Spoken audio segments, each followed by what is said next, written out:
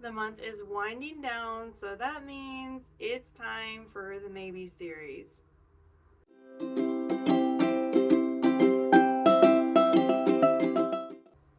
Hi, hello, and welcome back to my channel. My name is Alex, and today we're talking about the Maybe series. So if you're new here, the Maybe series is just kind of like a TBR of what I might read for the upcoming month. Sometimes the list is themed, sometimes it's not, sometimes it's short, sometimes it's long. It's really just a little list that I've compiled of things, books that have interested me for the next month. Before we get started, make sure you hit all the buttons down below so you know when I'm posting. I post every week, and all we do on this channel is talk about books. So if you like listening to people talk about books, here I am every week doing just that for you. So when I sat down to make the March maybes, which was like kind of a wild thing, like February sort of just like poofed away. I don't know.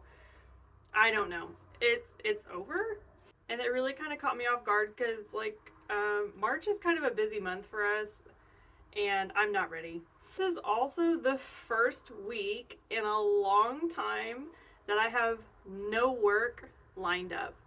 If you don't know, I'm a beta reader, proofreader, I do all that, freelancing, and my queue since about November has been booked out every single week. And so I've just been working a lot. And this is the first time that my queue's been like completely empty. And it's been empty for like 3 days, which is almost like a miracle. Like, it really has never been empty this long. So on the one hand, I'm like really thankful for the break, and on the other hand, I'm like silently panicking on the inside a little bit. Anyway, so when I sat down to make the list today, I really had no idea what was going to be on it. It was a surprise. So yeah, let's not waste any more time. Let's get into it. The first book on the maybes list is Pretty Girls by Karin. Okay, Karin has been on my TBR forever, and I'm pretty sure I've never read anything by her, but I've been recommended a lot of stuff.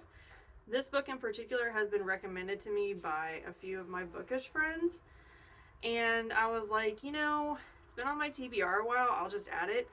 I'm pretty sure it's a cold case type thriller, and the main character in the book is trying to solve her sister's murder disappearance that happened when they were kids. From what I can gather, that's what it's about.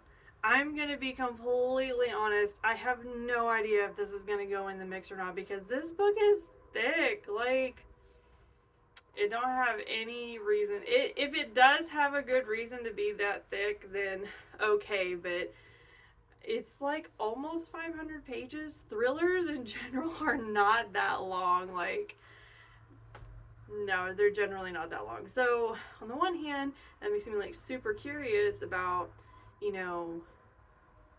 how juicy it's going to be. But on the other hand, it's like, or is it going to be just full of stuff I don't really need? Which is like my biggest pet peeve. So we'll see, but that's the first book. The next book I'm going to talk about is We Are All the Same in the Dark by Julia Heaberlin. This is another one that's just kind of been on my TBR for a while. Honestly, now that I'm sitting in front of you, I have completely blanked on what this book is supposed to be about. I'm pretty sure it's another thriller. But don't quote me on that. I'm sorry, I had to like fix my lighting. It's super cloudy outside because it's been raining all day, but then like there was a break in the clouds and it was unbearable. So back to this book that I can't remember anything about. Yeah, I'm pretty sure it's another thriller. Kind of just like blind added it. Like, I read about it. I read the synopsis, and like obviously I thought it was worth looking into. I've noticed the last couple of months I have not read that many thrillers, and I've kind of been reading like either like drama books or romance books or smut books, and so it's like I really kind of miss the slash and gore and mystery and stuff. So I went ahead and added it. So I was like, that sounds kind of thrillerish and fun. So yeah. The next book I'm going to talk about is The Rise of Magicks by Nora Roberts. Okay, so I was like, I completely stalled out. Like those two books, the first two books, and I was like, I was completely drawing a blank of what am I going to read? I don't know. When I tell you that I sat down to focus on this and my brain was like Swiss cheese, I mean that. Like, I could not process a single thought, and I could not like expand my brain to entertain anything. Like, I don't know what happened. Okay, this is why I shouldn't be on work breaks, because like my brain completely just like shut down when it came to doing this task. What I ended up doing was going back to my goals list from my one of my January posts for my goals for 2023. And I was like, okay, well, one of my goals is to like close out some of my series. This is the last book in the series, so if I read this book, I can close out this series and this series will be done, which is like, you know, a big accomplishment or whatever. So I was like, let's go ahead and add it. So if you don't know, I feel like I've talked about this series before. I don't think I've talked about book one, but this is like a post-apocalyptic, magical, witches, kind of like mutiny vibe. There's a chosen one storyline, like a prophecy.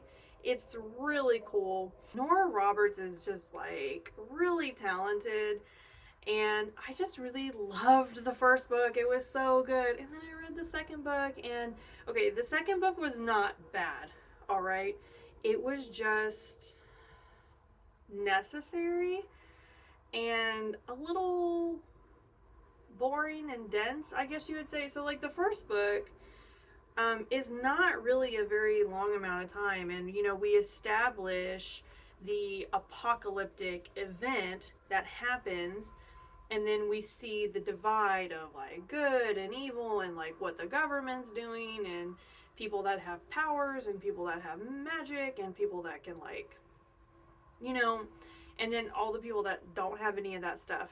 And so we see the building of that, and then that didn't take very long. Like, I think it was like a year before we kind of got, that was what the time span of the book was. And in the second book, we're looking at a time span of like 12 years. Okay? It's a really long time. And then she sort of just broke it down into these chunks. Well, it was just like a lot of information to process all at once, and it was a little bit dry. I had a really hard time connecting with the main character, because in the first book, the main characters are this group of people that have survived the apocalypse, that start up a commune, basically, like where they're living together. And that is the story that prefaces what comes next, which is in the second book, is when the chosen one is born. And so we spent the whole first book with this entire cast of characters, and in the second book we don't see any of that cast of characters, and we're focusing on the chosen one, the prophecy, the girl growing up and like stepping into her powers. Or basically, like, all that stuff that we learned in the first book is useful, but we didn't see any of those characters in the second book. It was almost like reading a completely new book, which I know, like, I'm just, my brain right now, like, I know as I'm sitting here saying that, I'm like, of course it's a completely new book, but it's like, it was a completely new book. Like, we didn't get hardly like any storyline from our first set of characters. Like, we didn't even really know what was happening with them or anything, and we were just focusing on this brand new character that we knew nothing about through the whole book, of a span of 12 or 13 years. That's a lot. And we're supposed to like fall deeply in connect with this character, and it was just like, I don't know that she accomplished that for me. It felt very forced. Let's just leave it at that. Like, let's just tie that up with a bow. It felt very forced for me. So yes, I'm really excited about the third book, because I feel like the third book is just gonna like knock me off my feet like the first book did, because it's the epic conclusion, right? But I'm still remembering that second book, and I'm still remembering, like, that was not as easily digestible. That was not as fast paced and fun. And I did not have a ton of fun reading that book. So, yeah. Longest explanation ever. I'm looking at the time on my video right now, and I'm appalled. I don't think I've ever done a maybe video that's this long. And I'm only halfway through. I'm a mess today. Oh my god. Okay, let's just move on. On that topic of finishing closed series, I went ahead and put Kill You Twice by Chelsea Cain. This is the Archie Sheridan and Gretchen Knoll serial killer thriller series that has my heart. Okay, I've talked about this series relentlessly on my channel. I love this series, okay? Female serial killer, which is Gretchen Knoll, and then Archie Sheridan is the detective that fell in love with her, but also, like, put her away because she's a psychopath. It's perfect, okay? And the side cast of characters, amazing. Amazing. They're some of my favorite side characters I've ever read. Like, Chelsea Cain has just a talent, okay? But the reason I slowed down on this series, there's only 2 more books in this series. Like, I've read the first 4, okay? So I'm really close to finishing this one too, and I absolutely love this series. Book 4 disappointed me, and that is why I have not moved forward as quickly as I did with the other ones. Because I feel like I started this series in, like, 2020. So I went through the first 4 books pretty quickly for me. You have to remember, it's me, and I have the attention span of a gnat. So for me to get that far in that series in just 2 years, basically, because I read the 4th one last year, that's remarkable. I'm impressed with myself if you think about it. If this book, if Kill You Twice, does not deliver, I might pass away. I might, because the first 3 books were so freaking good. The first 3 books were so freaking good. And then the 4th book just really bummed me out. It wasn't bad. It just wasn't what the first 3 books were. Okay? So yeah. My goal is to finish this series this year. This is a huge goal for me because it's only 2 books. I just have to get past this little brain barrier of, you didn't really love book 4. What if Chelsea Cain tanked the series and the next 2 books are also not that great? I have to get by this and just trust that Chelsea Cain didn't do me wrong. I just gotta trust it. That's it. The next book on my list is The Henna Wars by Adiba Jaigirdar. This book is everywhere. Everyone's been talking about this book. It's a YA book. I feel like it's a rom-com. It's supposed to have excellent representation. I mean, look at the cover. We're already getting great representation there, and we're also supposed to be getting a lot of great LGBTQ plus representation. I feel like everyone's kind of read this book. I'm, like, really late to the party. The only reason I'm, like, kind of hesitant is, like, I'm really not looking for YA right now. I don't know why, but, like, YA is giving me nothing right now. I was gonna say it's giving me the ick, but it's not. It's definitely not giving me the ick. It's just, like, it's not doing a lot for me. Like, I just feel really old when I'm reading it because, like, I am, and compared to YA, I am kind of old. So it's like, it's just not giving me a ton. So that's the only reason I'm super hesitant about moving forward with this book, because the reviews are so great. Everyone talks so highly about this book. The representation is supposed to be off the charts, which I love. So yes, I do want to read this book, but because it's YA, I'm a little bit hesitant just because, like, where I'm at as a person at the moment. Keeping in the theme of working down my 2023 goals list, I had a list of authors that I wanted to read more of in 2023, and Sarah Gailey was one of those authors. Did you know that Sarah Gailey is, like, a super accomplished author? I didn't know that. Like, I bet they have, like, 10 books. 77! Of course, that's just through Goodreads, so that could be, like, incorrect information or whatever.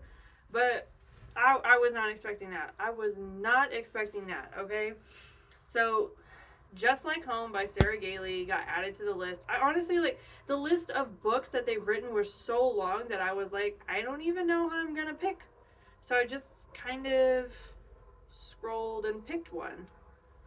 And this cover is just like giving me all the vibes, right? And the premise of the book sounds like super interesting. If you don't know, Sarah Gailey wrote Magic for Liars, which I absolutely loved, which I kind of had this like dark academia feel to it, and it was about a school full of magical, like a magical high school, and she was like a not magical person that was a private investigator, um, investigating like a death at this school. And the only reason that she was allowed to like come in and do that is because her sister is a magical professor there.